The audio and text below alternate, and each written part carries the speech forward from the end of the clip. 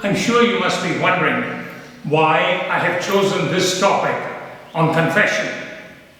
Well, not very long ago, a few months ago, a number of college students came here for a weekend retreat. We had about 3 or 4 of those retreats. And at the end of those retreats, we had confessions for those who wanted to make their confession. Now, most people were fighting shy of confession. And when we asked why are you afraid to go to confession? Some of the answers we got were simple like this: I can't remember my sins. Or secondly, I'm afraid of what the priest will think about me after hearing my sins. Or third, I'm not sure what I should say in my confession. I'll try and touch all the 3 aspects of these questions. But first of all, let's start with what the church expects from us in confession. First of all, the church says every Catholic needs to go to confession at least once a year. We need to go to confession at least once a year. Or if I am in the state of mortal sin. If I committed a mortal sin, then of course I need to go to confession. Confession is not just a cleansing of ourselves.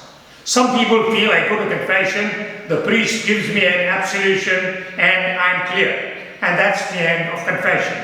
No, that's not the important thing of confession. It is a source of many graces, and it will help us to focus on some of our habitual sins.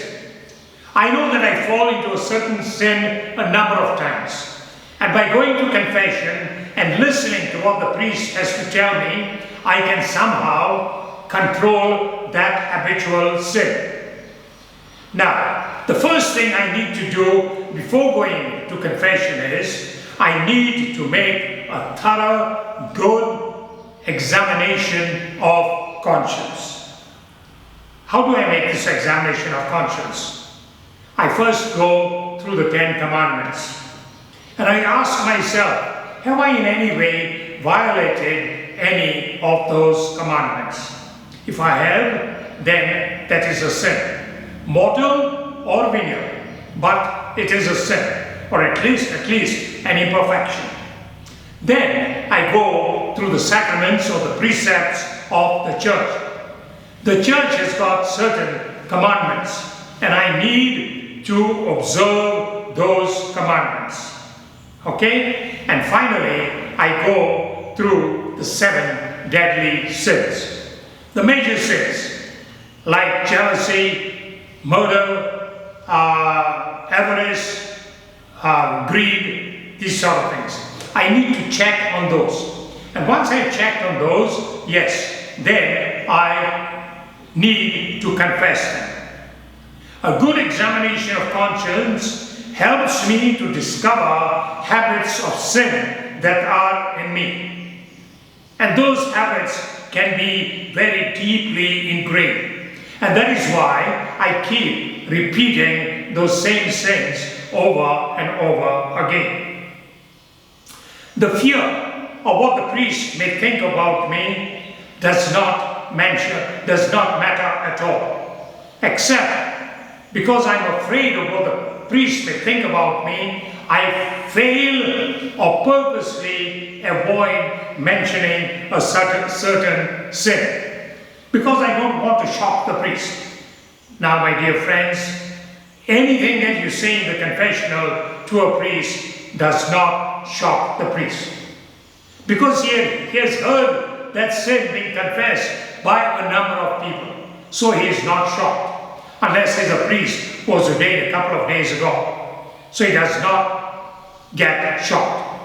Secondly, it's very important for you and me to remember that if I deliberately avoid confessing a certain sin, then I commit another mortal sin by making a bad confession. So it's very important to remember that. In order for a confession to be complete and your absolution to be valid, you need to confess all your mortal sins by simply saying, I committed this, I committed murder, I committed fornication, whatever it is, I need to name the sin. And secondly, I need to name the number of times I did it. For example, I committed a sexual sin of having sex outside marriage two times or twice. I need to mention. So both the aspects are very important. Holding back any mortal sin, by not confessing any mortal sin, when I go to confession, makes your confession invalid. The confession is not valid, and the absolution is not valid. And worse, you commit another mortal sin. Many of us don't realize that. A bad confession is another mortal sin. After you have finished your confession, make sure you do your penance there and then. This is a very important step for the completion of your sacrament of reconciliation. Make your confession, make your penance there and then. Now, the other third part of that is why when I make my penance then and there, I begin to realize that my confession is connected to three other things. First of all, to my contrition. I am really sorry. Because I'm sorry, I've said or done my penance out of sorrow. Secondly, I've done my penance because I want the absolution. I want the forgiveness from God. So I'm again connected. So you see, contrition, absolution, and penance are interlinked, interconnected. Now, the fourth thing, try to go to confession always to the same priest. I know it becomes easier for us to go to different parishes, different institutions, and find a priest to whom I'm not known. I feel more comfortable, yes, sure. Or if a priest is visiting my parish, you'll find everybody rushes to him for confession because I feel comfortable. But that does not help me to change my way of life. By going to the same priest, yes, he is not going to think the worse of me. In fact, from my own experience, I realize that whenever somebody comes to me for confession, I don't even remember what that person has confessed. I try my level best to forget, and my attitude toward that person does not in any way change. No way. Okay? And the second part of going to the same priest is because I feel embarrassed to go and confess, embarrassed to go and confess the same sin again and again. Out of that shame or embarrassment, I will try my level best not to commit that sin again. So it's a good incentive in a way, a good way of somehow abstaining from certain sinful habits, because I'm going to feel ashamed to go and confess it to the same priest. So keep going to the same priest. The fifth one would be ask the priest for advice. Normally priests in the confessional, what do? They give the same advice to everyone. And that's one of the reasons I don't sit in the box for confessions. I tell people, you want to come to confession for me? Come, pull up that chair and sit next to me. We'll sit face to face. At first the people feel very embarrassed.